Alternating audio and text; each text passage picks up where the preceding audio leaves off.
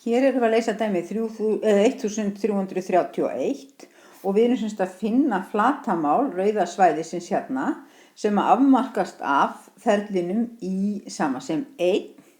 og í sama sem sín í öðru x. Og til þess að finna þetta flatarmál þá þurfum við semst að heilda þennan heildistofn hér.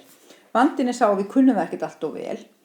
en við eigum að kunna frá því í stærðfræði 300 að sín í öðru x pluss kós í öðru x er alltaf jafnt og 1. Þetta er eina reglan sem ég ímynda mér að nemendur kunni frá því frá því 300 og þeir eru einangra kósínus að þá fá þeir 1 mínus sín í öðru x og geta þar með sett kósínus inn hérna í staðinn fyrir þetta hérna, það er að segja kósínus í öðru veldi. Það bætir þó ekki alveg úr skák vegna þess að við kunnum ekki að heilda svona í öðru veldi. Og þá er önnur regla frá því 300 sem að sagði að 2 kós í öðru x var hægt að skrifa sem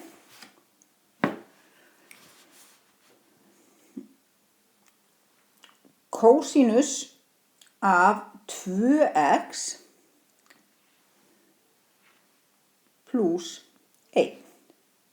Og þessa reglu ætlast ég ekki til að nemendur muni, þið heyrðu mér þess að ég hika þegar ég er að lesa þetta upp af því að ég er að rifja þetta upp leið ég skrifa þetta. Og þetta er eitthvað sem þarf að minna okkur á eða við þurfum alltaf gott að fletta. En ok, segjum að sé búið að minna okkur á þetta. Þá ger ég þetta svona, deili gegn 2 alla leiðina og þá get ég sagt að kósínus í öðru x má skrifa sem hálft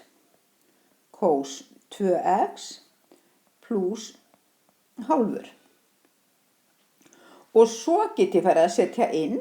ég er búin að segja það að þetta hérna er fallið sem ég á heilda, 1 mínus sín í öðru x, það jafngildir kós í öðru x sem aftur jafngildir hálfur kós 2x pluss hálfur.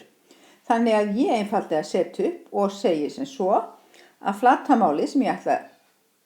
finna er þá frá mínus hálfu pí og upp í hálft pí og ég er semst með hálfur kós 2x pluss hálfur sem ég ætla að fara að heilda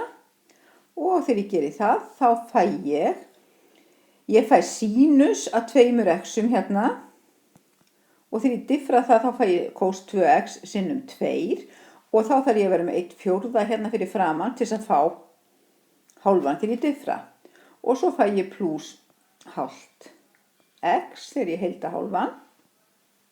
og þá er ég með mínus hálft pí og upp í hálft pí og svo er bara að setja inn. Ég fæ 1/4 sinnum sínus af 2 sinnum hálfu pí sem er bara pí pluss hálfur sinnum hálft pí sem verður pí á móti 4. Þetta verður fyrir svíinn. Seinni svíinn verður 1/4 sinnum sínus